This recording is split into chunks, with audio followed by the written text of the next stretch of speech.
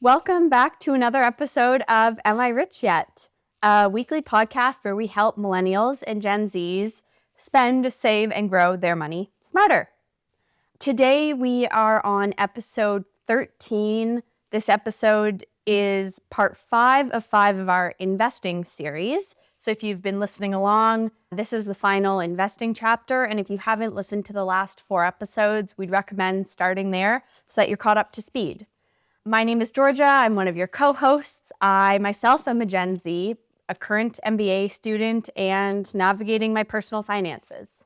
Georgia, I just want to congratulate the two of us. We're halfway done. We're doing 26 episodes on our first series, and this is number 13. So we're halfway done after today. Congratulations. I love it. I'm Rob. I'm Georgia's dad, recently retired financial advisor, and my job is to help you make better decisions with your money, or moolah, as we heard in the previous podcast. Yeah. Moolah. So I have a question for you, Georgia.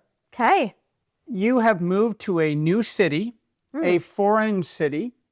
Now, at least they speak English, but what has been the most difficult thing for you in your move to Australia? Oh, that's a good question. 2 things come to mind. First, being the move from full-time work to being a student again. Maybe I would have felt that to a lesser degree if I had stayed in Vancouver and done my studies there. But I think reflecting back, the routine I built with my job, I became very comfortable in, and suddenly my whole routine felt like it was turned upside down. And you and I are big routine people. That was a huge adjustment for me. I think it's taken me almost the last 12 months to just get into, I'm a student, now I have 5 more months left, and let's run it home. The second thing is the distance from family and friends. I say to people, I used to be able to call you or mom once a day from Vancouver, even if it was for 5 minutes. And there was a period of time where I remember our schedules were misaligned. I had classes, you guys are traveling. We had to schedule our calls 2 weeks out. A lot of people don't speak to their friends or family that frequently. Maybe once a day, people are hearing that being like, Jesus Christ, that's a lot. But it was an adjustment for me, and scheduling calls with my friends was very challenging. And my friends know it. I'm very much a person that lives in the moment. So it's hard for me to schedule those FaceTimes and calls. It's really tough for me. Fair enough. Any questions for me? I got a question for you. Because we talked about your style and fashion a couple episodes ago. Yes. I want to know what your 3 favorite clothing stores are. You can only shop from 3 stores for the rest of your life. And you need to consider, some might be an athletic clothing store, some might be more casual and more upscale. Stores come and go. I'm going to go with brands. I love Mugsy. They're an online retailer, although they do have one location that I visited. I can't remember where it was, but they're online, great for shorts, jeans, some t-shirts, etc. They're great. They stretch. They come in lots of different colors. Probably a favorite new brand that I like for men's shirts is Tory Richard. I discovered them on a trip down south, and I go to their website and they promote stuff all the time. And then one of my evil friends, when I was working, introduced me to the Eton brand of dress shirts. And I had already said that I'd never pay that money for a dress shirt, but once I started to buy them, I couldn't stop, and I got rid of all my other dress shirts. So there you go. Oh my gosh, it's a blessing and a curse. Absolutely. Now you're comfortable and you got the top quality, but you can't go back. Correct. Do you know what else that happened? What? Bombas socks. Oh, there you go. So there you go. Bombas, if you're listening, we love your socks more than anything, and we would take a sponsorship any day of the week. But you've stopped shipping to Canada, so we don't love you as much as we did before. So okay. Anyways. Okay, what are we covering today? So like I said at the beginning, today is part 5 of our investing series. We are back another rapid fire question style podcast. So like we did last episode, I'm going to be asking you questions that we received directly from our listeners and getting you to them. You ready to jump in? Yep. Perfect. So question number 1. I have 2 TFSAs. One is personal and the other is with work. I also have an RRSP. What else do I need to help me save? So let's talk about 2 TFSAs. I've seen so many problems when people have 2 TFSAs. You have one contribution limit and you have 2 accounts. And you don't want to over-contribute because you're going to pay a big fine from the government if you're over-contributed. The fine is basically 12% a year. It's 1% a month. So you don't want to do that, but it's really easy to do. So if at all possible, try and have one TFSA account, not two. I get it. One's at work, one's not, but that's my comment on that. I think the one account you're missing is the first home savings account. Now, if you've already got a home, you don't need that, but make sure you're maximizing the RSP, maximizing the TFSA. And if you have a home, then you don't need the FHSA. But if you don't have a home, maximize that and open it as soon as possible. And after that, we go to those investment accounts, open accounts, cash accounts that we talked about. That would be the priority there. Great. Okay. Now, I've never heard of that, having two TFSA. So if someone's in that position, or if they go speak to someone, can they consolidate that into? Yep. Okay. You can always move accounts from one institution to another. So you can collapse that. Now, if one's at work and one's not, that's more complicated. Maybe the one at work, you're not able to maximize it. So you open up your own private one. Got it. Okay. Question number 2. When should you start putting money in your RRSP if you're already doing a TFSA and an FHSA? So the first question is, are you maximizing those? If you are, then start the RSP. If you're a low income, there's not as big an advantage. And by low income, I mean less than $40,000, $50,000. If you're above that, the RSP still makes sense. Even though you're not saving as much in taxes, it's still worth it. Question number 3. I have money to invest. At my age, where should I be prioritizing investments? Towards down payments or long-term investments? So I think the one thing we're missing is the person's age. Now, understand that the way we reached out to get these questions is Georgia sent that out to their friends, so the friend probably assumed that Georgia would know their age, but that may have been lost in translation. Anyways, regardless, tax advantage first. What are the 3 main tax advantaged investments? First home savings, RSP, TFSA. Next, do a blend of both. So maybe do 75% into that first home savings and then maybe 25% into the RSP. That way you're going to get both accounts going and you're going to save taxes as well. And you've got limits to each of those. Once you reach that limit, then you go to the TFSA. Blended savings, balanced. Yeah. Just in case the home purchase is 10 years away, you'd rather have a TFSA and an RSP account as well. Question 4. If I only have around $300 to invest per month, what should I invest in? $300 is a great start, right? So $300 a month, I would put it into the first home savings account. If you don't have a house yet, I'd put it into the RSP. If you did, again, income dependent. If your income's above $50,000, I'd do the RSP. If it's below $50,000, I might do the tax-free savings account. Say it one more time. Okay. First home savings if you don't have a home. Second account would be the RSP if your income's above 50. If your income's below 50, I'd do the TFSA. Next question. All things investing. What kinds of things should we have in our portfolio? And what are the best ways to keep up to date with market? When I started in the industry, you used to believe the more stuff you shoved into your portfolio, the better your diversification. Technology has changed all that. Now you can get everything you need in one fund, one ETF. You don't need to fill your portfolio with junk. It's not like your purse, right? Where you're just shoving everything in. I don't even carry a wallet anymore. I don't even carry cash anymore. I have my phone. I pay everything with my phone. And in the back of my phone, I tuck a $100 bill just in case I need something for cash. Keep 100 Canadian and 100 US just in case I'm traveling. Even better. I like to know that. Yeah, you don't need to know where I hide. And now if one of our viewers sees you in the street, they're going to go straight for your phone. Exactly. I'm now a candidate to get mugged. Anyways, so inside that portfolio, you're going to have a blend of value stocks, growth stocks. We haven't covered that yet. You're going to have small companies, medium-sized companies, large companies. You're going to have companies from around the world, some from the UK, some from China, some from the US, some from Canada. So you want a bit of everything in there, but you want it all in one nice, easy to manage bucket. You don't want all kinds of pieces because before you know it, you've put a bunch of crud in there. Every now and again, you'd have to go clean that purse out or your portfolio out. My purse is pretty clean. But what happens when you go from the big purse to the small purse? It gets a bit Gets cluttered. a little tight.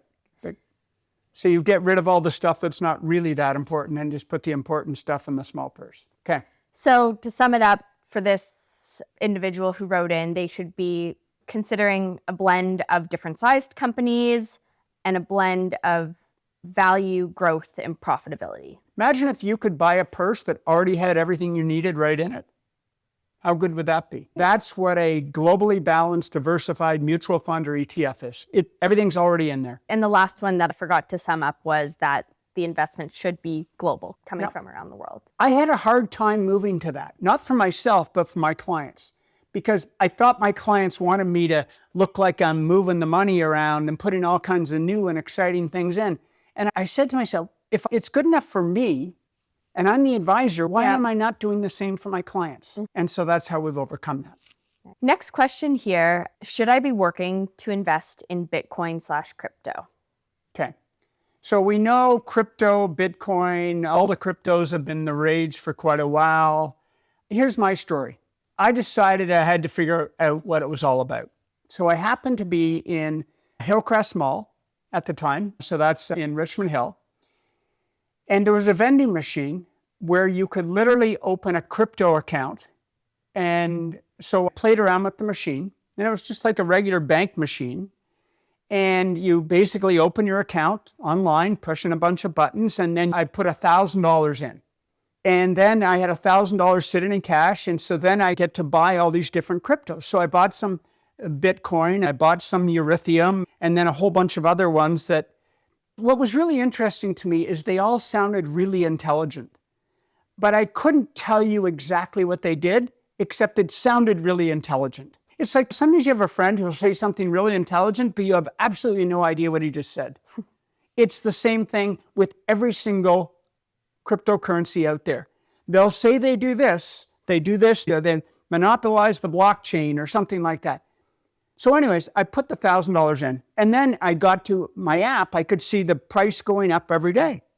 So at one point it was worth $1,200. I was pretty happy. And then before I knew it, it was worth $600. After about 4 months, I just said, this is stupid. I don't understand what I'm investing in. I have no idea what these companies are doing. I don't know why we need them in today's world, because it's not a currency. It still isn't a currency. No one can convince me that it is a currency yet. Now that may change. I like that. I think if the US dollar came out as a cryptocurrency and it traded just like the US dollar, I'd be fine with that. But when it's trading on a virtual strategy, I don't get it. So I think it's a waste of time. They say, as I've said before, you need 100 hours of studying what these things are about to truly understand it. I have friends, good advisors that have put that 100 hours in, and they do not touch the stuff. So that's my take. Other people, you're entitled to your opinion. It's a great personal opinion. I have a friend who had an ex-boyfriend who believed in crypto, and that boyfriend convinced everyone in my friend's family to invest in crypto. Needless to say, boyfriend is no longer in the family and everyone lost their money. How can it be a currency when it can go up and down 30%? This thing, when it crashes big. Right now it's doing really well, but that doesn't mean it's going to do well forever. There's nothing behind it. At least the US dollar, there's the US economy behind it. Canadian dollars, the Canadian economy and a government and regulations and all that stuff. How many frauds have there been with crypto? People can break into your computer and steal all your currency. Well, that's not a very good currency. At least if people broke into Bank of Nova Scotia, I'd get my money back. That's a good point. Okay. Let's get off the Bitcoin and crypto talk and let's move to our last question. Writer writes in, I have a pension plan with my work. How does it really work? Should I not touch it until I retire, or is it a financial advantage to access the plan before retirement? How to frame that question. Is a pension plan good? Georgia, I'm going to put $150 every month into an account for you. Okay. Yes or no? Yes. That's a pension plan. The company is saving money on your behalf. Taxable benefit, but it's a benefit. Money is being put aside for you. So it is a great strategy regardless how good or bad the pension plan is. Now, in the pension plan world, some pension plans are really good. Some of them are not so good. Government pension plans are the top of the heap. They're great. And the reason is you contribute a bit, they contribute more. But when you retire, it's what's called indexed to inflation. So if you're going to get a $30,000 a year pension or $50,000, it goes up with the rate of inflation every year. Whereas most company pension plans are not tied to inflation, or some of them are inflation minus 1% or inflation minus 2%. The government pension goes up with inflation. So it's huge. Gets the gold medal in terms of pension plans.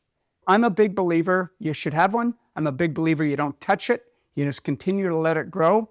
Sometimes when you change firms, so let's say you change companies and your generation does a lot of that, you can take your pension assets and transfer it into an RSP, or if you're lucky enough, you can even move it to another pension plan. I like pension plans. I think they're great. You don't have any control over how that money's invested. So it's not a group RSP, it's a pension plan. They decide how that money's invested. And so it's hands off. It's pretty easy. Great. And you said there's good and bad pension plans, but you would say even a bad pension plan it's free money. It's worthwhile. Free money is good. I like free money. If someone's going to give me $150 a month or $500 a month, I'm going to take it. And it's not like there's strings attached. And the writer writes in, is there any financial advantage to access the plan before retirement? Now, you gave the example of the options you have if you were to change companies. You will have the opportunity of staying in the pension plan or transferring that money typically to an RSP. It's actually to a locked-in RSP, but regardless, similar to an RSP. If the pension plan is indexed to inflation, leave it where it is. If it's not indexed to inflation, you're probably better to bring it into your own account, into your own RSP or locked-in retirement account, if you're comfortable with managing it, or if you have a financial advisor. If you don't, you're not comfortable, leave it in the pension plan. That'd be my recommendation. If you're young and switching companies, either move it into your own account or move it to another pension plan, but that may only apply 20% of the time that you can actually do that. Move it into your own account or move it into a pension plan with your new employer. And you said something there, indexed to inflation. How do you know if your pension plan is indexed to inflation or not? You have your HR. You have to get a little booklet. Typically the booklets are online now and you can look it up and find about index. Rob, thank you for joining on the Georgia McClellan podcast. Thanks, Georgia. Thanks for being here. Thanks for answering these questions again. Now, let's sum it up quickly, everything we talked about today. I think the number one main takeaway is to avoid any investments you don't understand. Completely. If you don't understand an investment, don't put it in. Don't invest just because a friend or family member says this is a good investment. If you don't understand how it works, how it makes money, how liquid it is, don't touch it. You're going to lose your money. You're going to lose your shirt. Guaranteed. So we never invest our clients' money in anything we don't understand. My take. Okay. I never want to sit across from a client and say, I lost your money. So if I don't understand the investment and I'm not going to put my own money in it, why would I put you in it or recommend that you put your money into it? Got it. Takeaway number 2, to sum it up, always sign up for your company's pension plan, savings plan, Scottish plan. It's free money. Don't be fearful of it. Sign up for it. Learn. Get educated on it. Read some of the stuff. Talk to a friend. Can you help explain this to me? They're really good. Thanks for joining us on another episode of Am I Rich Yet? What are we doing next week? Next week, we are going to be covering diversification.